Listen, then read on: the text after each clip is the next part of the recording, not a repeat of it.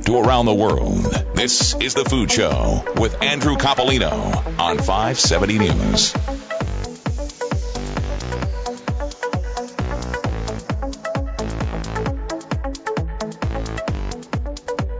Yes, welcome to your Sunday and The Food Show. This is, of course, Andrew Coppolino. Glad to have you alongside here today. As well, I'm going to confess a little bit that I'm going to be somewhat distracted because I'm going to be watching the Spain-Italy Italy game on TV here in the studio, but I'll do my best to focus on the task at hand, and that is talking about all the great food and some food events from here in the region and outside as well. And speaking of food here in the region, I want to introduce my co-host for the day in this studio, is Matt Kendrick, the Bauer Butcher. Welcome to the show again. Thanks, Andrew. Always a pleasure to be here. Good to have you back again. I see you got your Nick and Nat's hat on there. Yeah. You're rooting for Nick and Nat's. That's right. In the fundraiser for the Food Bank of Waterloo Region coming up, the final Iron Chef competition. Do you have a soccer team you follow, though? Yeah, well, I was British born, so, I've got to cheer for England, even though, things aren't looking so good, but hey. Well, I don't know. I could say that about Italy. Yeah, too. true. It always seems that it's never looking very good for Italy. I don't know. England's had a tough run through all these international events, but maybe this year. There's always hope. Yeah, there is. We will be speaking with Nick Benninger a little later on in the show. He's going to be telling us a little bit about the update of the Uptown 21 Iron Chef competitions that have been running over the past few weeks. And all of that in order to fund and support the Food Bank of Waterloo Region. All proceeds from that event go to that cause. And Nick will be here to tell us a little bit about what happened last week and to tee up what's going to be happening next week. And we've got maybe some surprise competitors for people. Nick, we'll let Nick tell us a little bit about that. But you've been involved both as a competitor and as a spectator. I have, yeah. Over the last 4 years. And this is their last year, of course. So yeah. It's sad to see it go, but probably good for them. It's a lot of work. Yeah. But it's a drain on their resources and their time. And it's a great thing that they've done. For sure. Great event. We're also going to be talking to, this is at bottom of the hour, we'll be talking to Steve Suderman. He is the director of a very, very interesting, poignant, moving documentary film that I've watched a couple of times now. It's just a short little hour presentation called To Make a Farm. And Suderman took a look at farming in a couple of places, one of which was in Neustadt, Ontario, which is it's about 90 minutes north and west, I guess, from here, sort of Walkerton, I guess, Hanover area. Very, very interesting. 5 people that he followed. One, I think, in Manitoba, but local, pretty close to home here in Neustadt. And hey, Liz, can we let's have a little listen of that work. Liz our operator is gonna play a clip. No, this way. I know, it's smooth like butter. Oh, baby. It's wicked.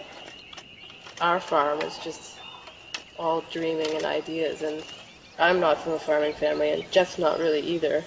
So the decision to farm was very deliberate, just like not something passed down, not something that was a logical process from where we came from. So like I think we stand around so often just being like, look, our farm. And once you're actually working on the farm and planting crops, it's totally real, and it's really remarkable that it came out of your head onto the world. Leslie and Jeff first met each other 6 years ago and fell in love while training. And there we go. That's just a few seconds of To Make a Farm, directed by Steve Suderman. I think he pretty much directed it, filmed it, scripted it, not maybe even narration as well. We're going to talk to him a little later. Very, very interesting. And I know, Matt, that with all the work you do at the Bauer Butcher and your relationship with farmers, you're going to identify with these guys pretty closely. Although they have some pigs, they have some sheep, and they have some chickens and ducks, but they're mostly CSA type market gardens, right? Like vegetables and stuff like that. But I was quite moved by it because these are people, I guess like me, don't have really a farming background, didn't grow up as a 5th generation farmer, and all of a sudden they just decided they wanted to farm, and they found themselves a plot of land. And they started from scratch, like not knowing anything. Basically, go on the internet, find out how to hoe and a lot of figuring it out as you go along. Yeah. So really quite moving, and I really recommend. I think everybody should watch this movie. I mean, I'd like to see this movie go into schools. Everybody should have to watch this movie because I think it's very instructive as to the kind of obstacles, the kind of challenges, and the kind of emotion that gets sunk into these things as we get smaller and smaller with our farming. rather, I mean, in terms of numbers of farmers, but the farms are bigger, run by larger companies and things like that. So it's very, very moving, and it'll be a very interesting talk to Suderman, the director, about how, what he came across when he filmed it. Obviously, the tens and dozens of hours of recording to make a 1 hour film. There's probably lots more to tell about it. So very, very interesting. And we sort of bumped into a farmer that we both know fairly well now. That's Fred and Ingrid DeMartins, the Perth Pork Products people at Nick and Nat's at the Porkapalooza. Mm-hmm. Really, really interesting to sit and talk with them and hear what they have to say about farming and specifically pork. Yeah, they're been dealing with Fred and Ingrid for a while, and very, very interesting people to talk about. Really passionate about what they're doing. And the passion shows in their product, raising some really quality pork. Now, part of what you do as a butcher, and the kind of butcher that you are at Bauer, is to really you're the intermediary, aren't you? Like you're the sort of the surrogate farmer, because you don't get to sit there and talk to 15 farmers if you've got 10 or 15 farmers in your display case, but you do that on our behalf and tell us a little bit about, well, this pig came from, and they ate this, and so you play that role. That's a huge part of my job, because our customers want to know, want to know all of that information from the farmer, and the farmer's not there to answer the questions. Yeah. So, a big part of my job is talking to the farmers that I'm working with and knowing how they're raising the animals, knowing what they're feeding them, and all the sort of practices they use and whatnot. So. It was so stellar for me to be able to sit beside Fred, and the guy has been in the business. His whole family's been in the business before him, and he was a farmer in Holland and came to Canada, started pig farming in 1979. Yeah. And he makes some wonderful, wonderful products. But it's more the philosophy behind it that I find the most attractive. The thing that really draws to me is, the quality of life and the freedom and the great sort of, I don't want to call it spirit, I guess, because pigs, I don't know if they have spirits or not, but you know what I mean? Like they're out there in the fields. They're out there in the fields. They're out there in the bush. They're out there in the back part of the farm, rummaging through whatever mess and muck and dirt they can get into, which is what pigs and animals are supposed to do. And I think that's one of the things that's great with Fred. I think his whole philosophy is based around the fact that if he can make these pigs as happy as he can while they're living, it's going to make that much of a better product. Right. And I think that, when you look at the kind of bizarre practices that happen in big commodity farms and stuff like that, I mean, obviously they have a role to play, but it'd be really nice if we could get more people like Fred able to support their business and their lives, and then, that could translate to more of the good quality stuff that you can end up in butcher shops like yours, and everyone can benefit from that, because I think it's just healthier, tastes better, and it's just so good to eat. The courses that Nick put together too are quite good. We had we had that little pig's head croquette, which was kind of very creamy. I thought mine was very creamy and rich inside, and then that crispy outer coating was really, really good. And we moved on to a Berkshire smoked sausage. Skinless sausage. Skinless sausage, which is nice. Yeah, there was a little joke there about the skinless sausage.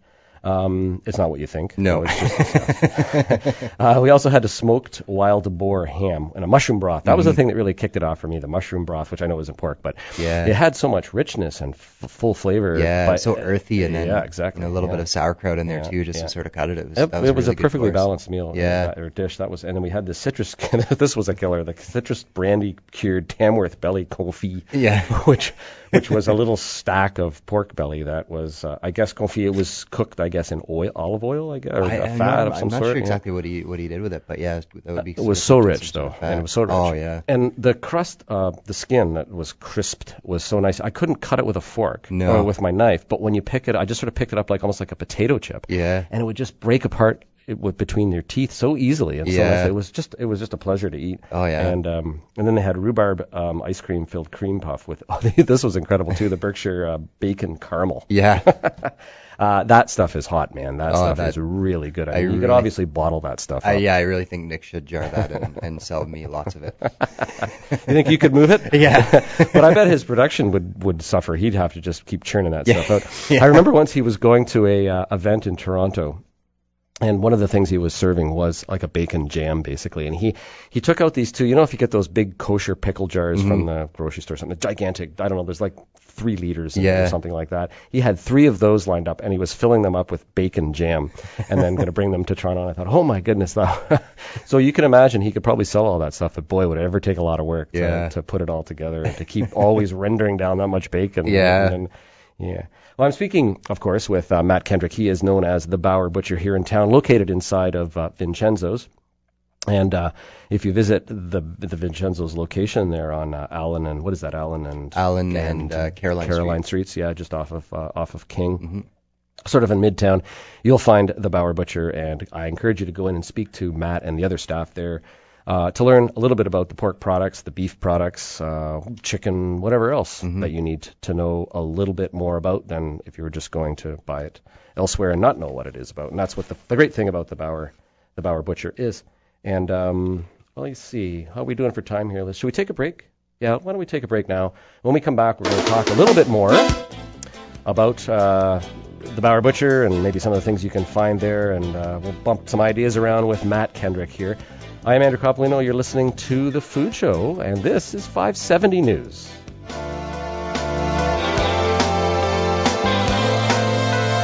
To call in, dial 519-570-2545. Hands-free at star 570 or toll-free at 1-800-570-5715. We'll return in a moment with more of The Food Show on 570 News. Back to The Food Show on 570 News.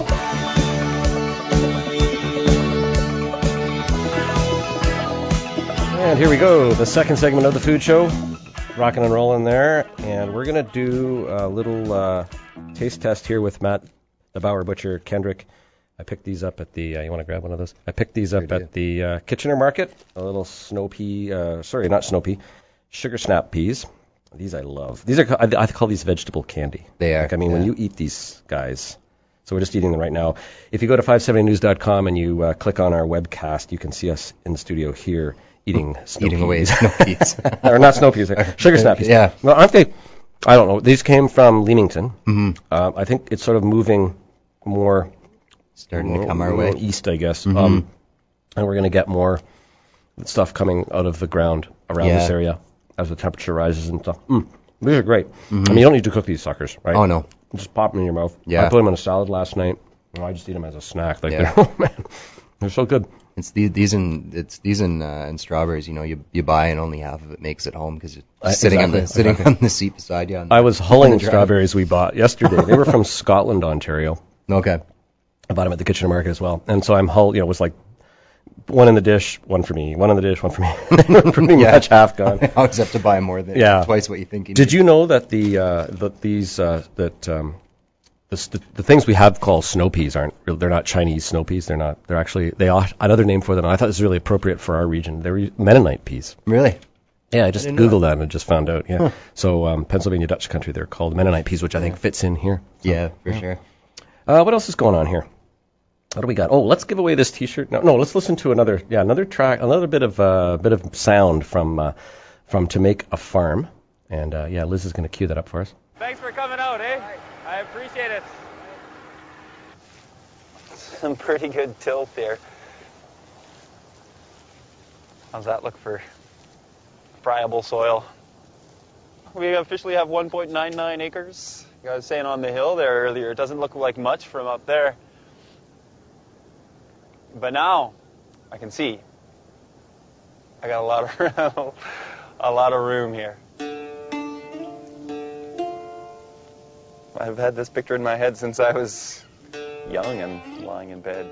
Yeah, there you go. More sound and images, I guess, mental images, theater of the mind at the radio here from To Make a Farm. Director Steve Suderman will be talking about that movie starting at the bottom of the hour. I was really moved by it. I am certainly going to be watching it again. I really found it really touching and informative, as well as there's quite a bit of humor in it actually too. And so it was a great film, just an hour, and it's an award-winning film as well. Vancouver International Film Festival named it one of its 10 most popular Canadian films.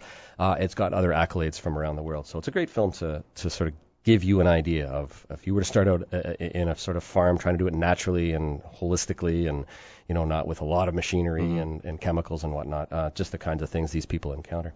And that brought me to something that you know a little bit about, Matt, that I wanted to ask you about. I'm interested in better chicken for my family, for me. I'm not a huge chicken eater. It's a third or fourth rung meat for me. After the chicken farmers of Canada will be on the phone with me now, but I do like my beef and my pork, and then going to veal and even rabbit and stuff like that. But you've got something that I'd like to know a little bit more about called the Fenwood Farm Chicken, and it's a nice looking on your website. It's got some really neat looking images. What's up with them? So we recently switched all of our chicken supply to Fenwood Farm. They're based out of Ancaster, Ontario, and it's actually their son that's raising all the chickens, which is on a farm just outside of Cambridge. Oh, nice. So raised right here in Waterloo region. Cool. And we switched them just because I wanted a supply that was kind of raised on a single farm, which these are. So you can sort of guarantee the methods and stuff that they're using, but they're a grain-fed chicken, kind of vegetable-based diet, which most chickens are these days. No byproduct, no animal byproducts. No animal byproducts. They're never given any hormones, no antibiotics. They're raised in sort of barns that are really, really big. They've got lots of room to move around. They get daylight. They are allowed access outside, and it's sort of everything that you sort of want in a chicken. And we've carried other chicken, and the flavor on this stuff is it really shows the quality of the bird. Now it's a busy business at the best of times when you've got stock coming in, prepare it, get it on the case, sell to people, package it up, give it to them, restock. If you've got special events and things that you're involved with, providing meat to other restaurants or to other larger consumers of it. Do you go out to these places as much as possible to try out the product, to go see firsthand what's going on? I do, yeah. It's wherever I can, I try to visit the farms. Actually, we were talking about with Fred and Ingrid from Perth Pork Products. We're kind of going to arrange a visit so we can go out and see them. I sent my other butcher went down to Fenwood Farms to check out them, and I've been to some of our farms in Perth County and wherever. And I think that's very important for me personally, because it's if a farmer's willing to sort of welcome you onto their farm and show you around it, to me that just says they're happy to deal with you, and B, they have nothing to hide, so to speak. And you've got to check it out too. It's your rep and cred on the line when you're saying to somebody. For instance, we have a dear friend of ours that is undergoing chemotherapy for breast cancer right now. She's doing really well, and we're trying to help out. Their family situation is a tough one. Single mom, 4 kids, really, really tough. And one of the things her physicians and nutritionists have said is you got to eat meat that doesn't have hormones or any antibiotics and that kind of stuff in it, because it's bad for you. So we have to go and source out where that stuff is, and I have to look the guy in the face and say, does this have hormones in it? Is it hormone free? And the first guy I talked to said, because we were out of the city, I said, well, I'm not sure. I think so. Well, that's not good enough for me. And I need to know that. Exactly. And I think people need to know that. And I think it's really worth asking these questions. And then, but also finding a way to find the true answer, the full answer. And that's been that's things like that have been a huge surprise for me since opening the shop, is the amount of things, with people dealing with cancer and sort of other diseases that they're very, very concerned about the hormones and antibiotics. So from my perspective, I want to be able to guarantee them if they're out looking for a product that doesn't contain this. Well, you're suddenly in the healthcare business, in a way, and that's not something that you're really trained for or ready for. All of a sudden, it's there. And I wonder. I mean, we're relatively we're not relatively the same age. I'm a hell of a lot older than you, but I mean, for us in our youth, I mean, this was something that we didn't know a lot about, and I fed my kids stuff that I think now, oh man, 15 years ago, it just wasn't on the radar as much as it is today. I mean, there was stuff out there that you could have watched, but it just wasn't priority as much as it is today now. And I'm kind of thinking, oh my gosh, have we taken them down a pathway that, are they going to pay the price somewhere later? It's a sad thing. And so you want to make sure now that, people that are moving forward are looking at these things in a very hard way and saying, no, I'm going to put my foot down about this stuff. And this is a way that some beef needs to be raised. I know chicken and pigs don't have as much use for hormone and antibiotics and stuff like that. But, for beef, for instance, you got to put your foot down and say, okay, let's move forward on this, and let's figure out a way to get producers to be able to do this stuff in a different way so that everyone can be safe. I feel badly, for my kids now are in their 20s or whatever, and for 10 years, maybe 15 years, they ate stuff that I thought was healthy and may not have been. Well, the scary part is our sort of whole sort of meat agriculture system was built around a thought process of, let's get them to market as quick as possible. So, fill them with the hormones, the antibiotics, and the sort of really fat, get them growing quick. Grow them as quick as you can and get them out, right? Well, that's one of the interesting things about the the Martins and Perth pork products is that that boar or whatever that we ate that was almost 3 years old. It was 2.5 years old. 2.5 years. Which is a long time for them to hold on to that animal, take care of it, feed it, have space for it. I mean, it's a big commitment on their part. And then, then they sell it after that point. Most animals aren't that old. Right? No, Am I you're correct? you're 16 months. Or your average white pig is 7 to 8 months. 7 to 8 That's months, your normal sort of So they get them up to that. Yeah, and that's because they're fed sort of quickly fat-rich diets and sort of get them up to weight quickly. Whereas like Fred was saying, you'll get a lot of fat in a very small sort of what we call the loin eye, which is kind of your loin chop. When those are small, it means that the pig was at a younger age. Whereas his, it's a balance. You get a nice big piece of chop and a nice big piece of fat as well. Yeah, and I mean his animals run. They move around. Yeah. So it takes a longer time for that fat richness to build up. Yeah. And it's just amazing. I mean, like, this is exactly what I'm saying. I know I'm hitting people over the head all the time with this stuff, and here I am repeating it for the third time. But really, talking to the people that are farming your food, talking to the people that sell it, like the Bauer Butcher guys or Brady's or Charles Quality, whoever it is. I mean, they know the stuff. I just encourage you to take this step and start to make these kinds of demands of the people around you and get the information. Yeah. So, but it really is enlightening to me, and I spend a lot of time around food. I know you do more than me, but I mean, I do find it really, really informative to sit and talk with people like that. And I said to Fred even, he's sort of slowly pulling back. I think his son's coming into the business, and he wants to do more of the sales stuff and out in the community. And I think, what he needs to do is he needs to be like the business development guy. He needs to get in front of people and talk to them about what his products are and what the food is. And, that's going to do us. I mean, I was blown away by some of the stuff that he was talking about, and I have good familiarity with it because I talk to guys like you all the time. Right. But it's just amazing, and I'm glad that, I'm hoping more and more people can take advantage of these things. So kudos to, Nick and Nat for taking this step, and guys like you who learn all this stuff and then pass it on to us as the end user. I got a T-shirt here. I'm wearing one, and I've got one here. It's called "Reduce Your Fork Print." It's from the Environmentally Accountable Food Leaders in Environmentally Accountable Food Service. We had them on the show last week. We didn't get a chance to give the T-shirt away just because they got held up in the mail. So we'll take a caller. Let's take the second caller now, and the number you have to call is 570-2545, 519-570-2545. Call anytime now. And second caller wins this T-shirt. It's a size medium, I'll tell you, if you want to wear that around and do a little political advertising. That's what we're here for. Just make a statement. Make a statement about your food, darn it. That's right. What I say. Yeah, okay. Liz, let's take a break. Stay tuned, though. To Make a Farm is next, and we'll talk to the film's director, Steve Suderman. I'm Andrew Coppolino. You're listening to 570 News.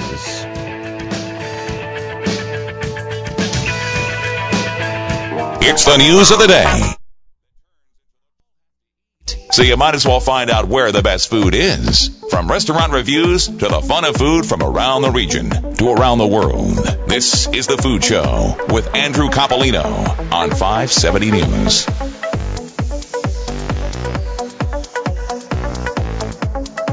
And here we are again. Welcome back. Just wanted to point out the Buy Local, Buy Fresh Waterloo Region Food Link map is now out. It's a great map, Matt. It has all the great local farmers and producers, and now there's a phone app as well. You can download it and you can start working away. So just wanted to point that out. 2012, lots of great information and lots of ways to contact Farmgate Sales or look online, and you can get all kinds of wonderful stuff. A great organization. I'm with, of course, Matt Kendrick here in the studio. Future guests on the Food Show, Matt, of course, the Bauer Butcher. Future guests on the show include the Crazy Canuck. It's a fast, fun food place near St. Jacobs. I don't know if you've ever been to this place. They make some great poutine and stuff there. Coming up on the show also will be Marion Kane. We'll have her on for Canada Day. Maybe Anthony John from Soiled Reputations will be on as well. And maybe we'll get our knives sharpened for Father's Day, too. I don't know. We're looking ahead. We'll just we'll try to plan some of those things out for you. Can we get another Liz look? Right now we're going to talk to, we're going to listen to a little bit of To Make a Farm. I had the newspaper out here. And I got my picture in the paper, and they wrote a very flattering article, and it did me nothing but favors. So money's flowing now. Actually putting money in the bank, which is a nice feeling. Whether or not I'll come out on the plus, it's hard to say. Well, there we go. A more clip of To Make a Farm. The International Vancouver International Film Festival named it one of the 10 most popular Canadian films. To Make a Farm inquires into the future of local food and small-scale farming. The documentary shares some poignant insights into the lives of 5 young farmers who have decided to become small-scale farmers. The film has now won several awards, and the Vancouver Festival calls it exceptionally hopeful, giving us a close-range view of humanity along with a detailed portrayal of the nuts and bolts of agriculture. Joining me on the line from Regina is the film's director, Steve Suderman. Welcome, Steve. Hey, Andrew. It's great to have you here. You're the director. You're also the cinematographer. You did a lot on this film, didn't you? Yeah, it was it was mostly me out there. When I started making it, I didn't have a lot of funding, so that was part of the reason for a small crew, but it's also just the way I tend to work in documentary films. So, I like to do a lot of different things, and so that's how it worked out. And you were the narration voice too, I would suspect. Yeah, that's right. It was a very moving film. I really enjoyed it. My wife and I have watched it a couple times now. When the pigs had to go away for their visit to the abattoir, she cried. It's a moving and poignant film. Did you find it that way, or were you able to keep that sort of directorial distance? I'm not sure if, I think I was pretty heavily invested in the subjects as well.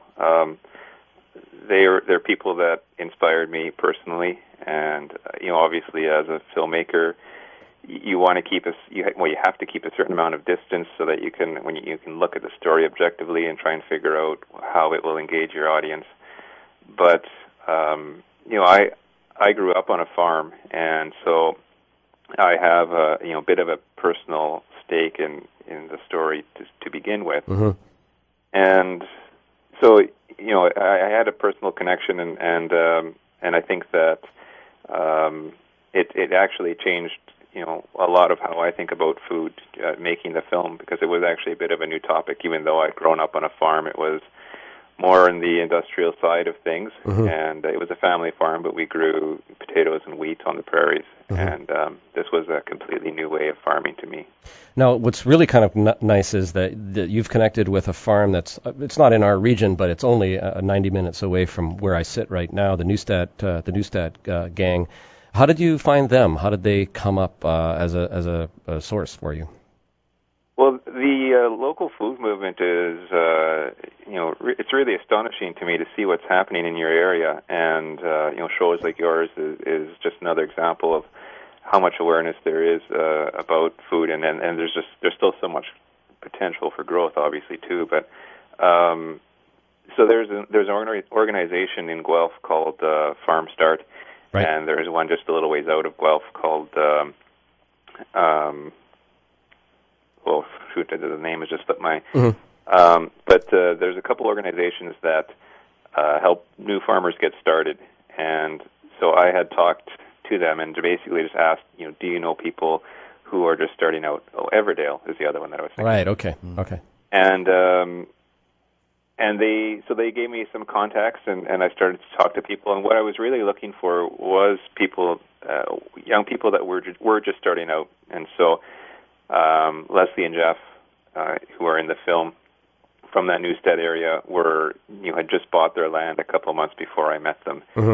And when I met them, we went for a walkout on their land and just had a great conversation. And I really just connected with them right away and wanted to spend more time. And so, yeah, it was sort of through those organizations and then getting out there and meeting people. I'm speaking, of course, with Steve Suderman. He is the director of To Make a Farm. He's speaking with me on the line from Regina. One of the things, Steve, that I've just jotted down as a note as I was watching was a comment. I can't remember which farmer made it, but it might have been you in your narration. But the diversity and history that has been relied on by farmers is disappearing. The diversity and history that has been relied on by farmers is disappearing. Gloss that a bit for us. That's actually a piece of narration. What I was talking about there was some genetic engineering, just because that's my background on industrial farming is being connected to those kinds of technologies. And that spring, the spring that I filmed, it was really wet, and there was a field that had genetically engineered soybeans planted in it, and it had rained so much that the seeds were actually, blowing off the field in because of the heavy rains. It was flooding, and they were just pouring off the field and heading across the countryside. And that's just an example of how this technology spreads. And there are now weeds across Canada that are resistant to various chemicals, and so then there's new technologies developed to combat that. Counter that. It's just an endless sort of cycle. Yeah, and so what we're losing is genetic diversity, just in the variety of crops that are grown, and also the contamination that happens with genetic. Yeah, the irony for me in that was that this is the power of nature, the water, the rain, the channels of water, that rivulets that run off the land. They carry with them these life forms or these GMOs, whatever you want to call them. Nature wins in that case. We can't stop that from happening, and yet the irony is that we're losing. The nature is losing because it's changing nature elsewhere, and these weed-resistant crops are popping up in unexpected places by unexpected means. Yeah, I mean that's exactly it. Nature, it's doing what it's supposed to do. It's a dynamic system that's always changing and adapting, and it's we're changing it. We're causing changes in it. Thinking that somehow what we're doing is isolated or that we have some sort of control over it. And I guess my point was that we really have no control over it. Exactly. One of the farmers, was one of the women, I think, she said that their decision to do this kind of farming was not political. Would you agree with that? Yeah, there was a little discussion of that in the film. I'd asked them if it was, if it was political or personal. And I think that what they kind of came around to is that there is an element of both in it. There's a political aspect in that a lot of them come to it with a concern for the environment and feel like they want to do something that makes a difference. And so I think there's a political component to that, but there's also a very deep personal component, which is I think what maybe can sustain you more on the sort of day-to-day or moment-to-moment type things is they really love farming, and they're extremely dedicated to it and passionate about it. They've worked very hard to learn how to do it. And so I think there's that personal component that is, it's enriching just at the level of your soul, I guess. Yeah, and it was. I agree with you. There was some uplifting moments there, but there was also some real heartbreak. There was one scene where they're sort of looking through the broccoli and they just sort of pitch it to the ground, and she says, "We can't sell this broccoli to anyone." Yeah. Just so much heartbreak. Yeah, and I guess that I tried to make a film that reflected as close as I could what I thought I was seeing when I was out there filming, and so. I didn't set out to make a film that was all glamorous or really positive, and I didn't set out to make one that was totally negative. I just wanted to somehow figure out what this experience was like to start farming from scratch. And so you do see some pretty heartbreaking moments when you're out there farming and investing that kind of energy. You become very emotionally attached to what you're doing, and when things go wrong, it can be pretty hard to recover from that. Well, you've certainly caught a lot of people's imaginations. I know that it's been accolades from Shanghai, Yorkton, Vancouver, Santa Cruz, Minneapolis. So congratulations there. The film also has a really good wryness, a little bit of a sense of humor too, and some irony that comes through, which is quite charming as well. What are these people doing now? Have you caught up with them recently? How long ago was the film made to now? And have you got any updates from their success or failure or mediocre? Yeah, I mean the film was shot in 2010. So and then in 2011 we spent half the year cutting it, and then we premiered it in Vancouver in the fall of 2011. And so they are starting, so that was another season after, and now they're starting their third season since the film was when I first started filming. And they are all still farming, and they're actually all doing quite well. I think there's a little bit of expansion because they were starting out. They were generally starting with something that was a little smaller than what would actually be economically viable. Mm-hmm.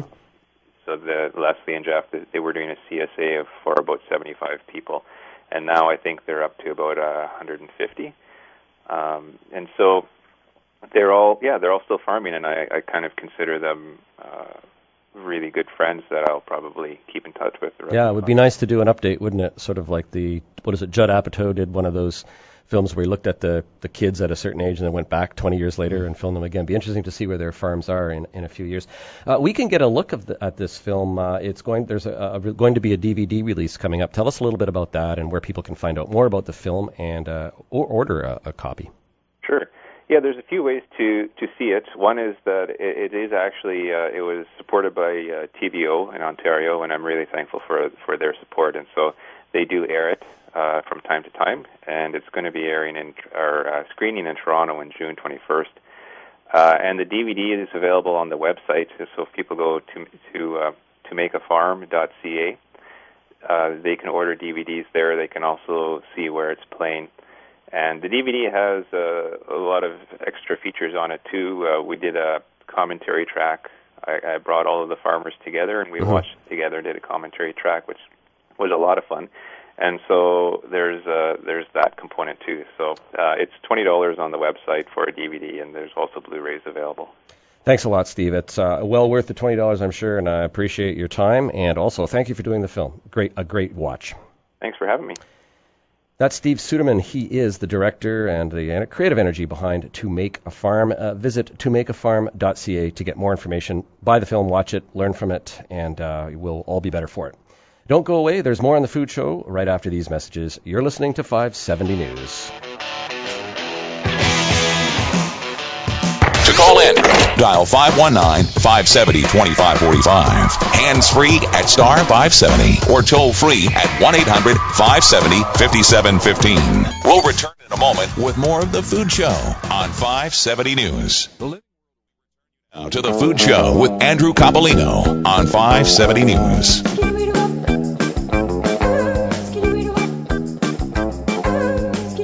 And welcome back once again. The final segment now of the Food Show. Just wanted to point out, as I'm watching Spain play Italy in the Euro Cup from Poland and Ukraine, if you go to Vincenzo's, that's the home of the Bauer Butcher, there's also a cheese battle going on. So right now they've got it listed as Manchego versus Parmigiano Reggiano. It's a fun thing. Yeah, it's a Euro Cup of cheese, scheduled 2012.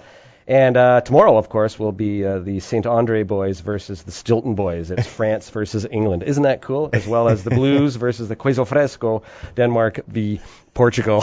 What a fun thing. So tune into vincenzosonline.com and you can participate in the Cheese World Cup, the Euro Cup. A fun time. Now, speaking of competitions, Nick Benninger, an Uptown 21 Iron Chef aficionado expert, is on the line with us now, and he's been raising funds for the Food Bank of Waterloo Region, that is Uptown 21, and through their Iron Chef competition. Hi, Nick, you on the line there? Yeah. Welcome to the show again.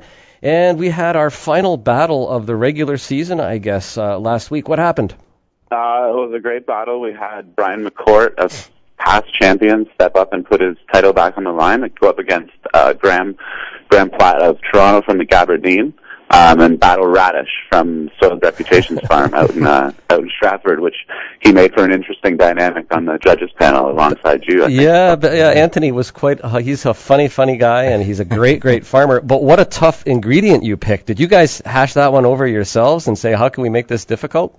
Well, no, we don't do that. We do relish when it's difficult. It's not something we necessarily have planned, but when we decided on radish, it seemed like the perfect ingredient because it can be a very versatile vegetable. Right. The chef showed us that in a lot of different ways. It was awesome. We had a candied radish in a maple butter caramel. It was delicious. Pickled radish. Pickled radish, roasted radish.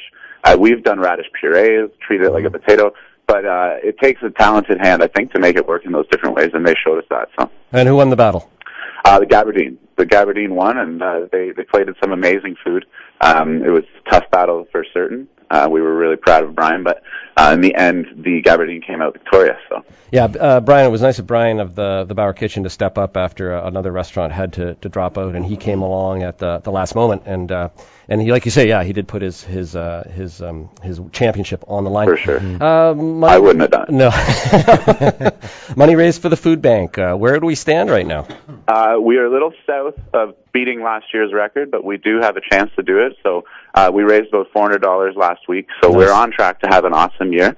But if we plan to beat last year's record, which was our goal, we're going to need the community to dig a little extra deeper in their pockets this week. So. And that's the call out. That's the call to action then for everyone out there who supports the food bank, who supports local restaurants, local food. The idea that we can bring all the restaurants, all the competition together in a sort of a communal effort to raise some money. So there you go, people. Do your part. Buy a ticket. And when do those tickets go on sale, Nick?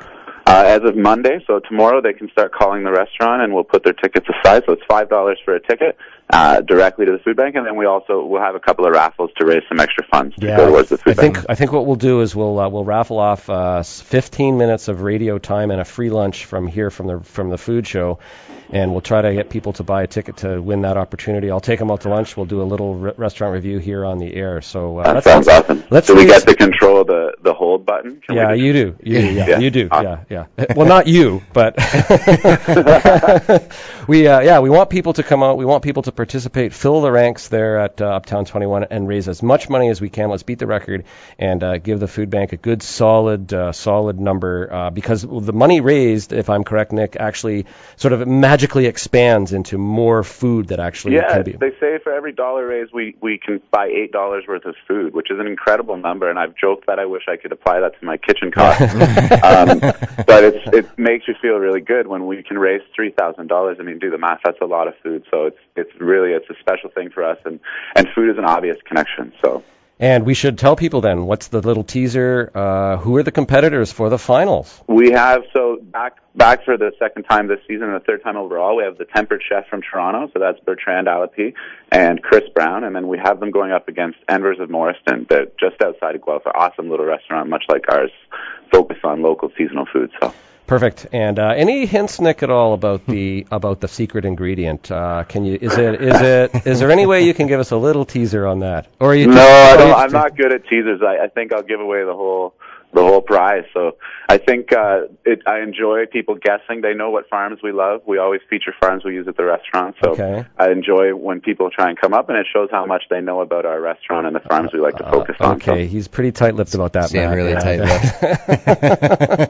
Loose lips, sink, I don't know, radishes or rabbit or something, whatever. Thanks a lot, Nick, for joining us, and we'll look forward to the final, we should say, the final of Nick and Nat's Uptown 21 Iron Chef competition. Thanks a lot. Visit uptown21.ca for more information, and please get out on Monday and support the great cause, and we'll raise money for the food bank, and we'll also have a rollicking good time, Matt, because it's really always fun time there. They got the big TV screens. The kids from Eastwood Collegiate do sort of closed-circuit television, so you don't have to be right at the bar area where the chefs are.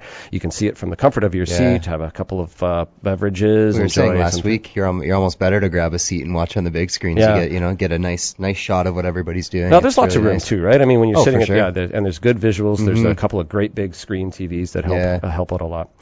Well, that's it for the show for this week. I want to thank, of course, Nick Benninger, Steve Suderman, and, my co-host for the day here, too, the Bauer Butcher, Matt Kendrick, and you can visit him inside of Vincenzo's. Thanks a lot for joining me, Matt. Great to have you here. You're welcome. Thanks also to our studio personnel at 570 News, internet producers Jordan Carbone and Catherine Drake, as well as our studio operator, Liz Russell. Visit 570news.com for an archive of past shows, and follow the Food Show at twitter.com, 570 Food Show. You can read my column, The Kitchener Post, each and every Friday. Join us again next week. We'll have our Father's Day edition. Remember, eat wisely and eat well. Thank you for joining us here at The Food Show, only on 570 News.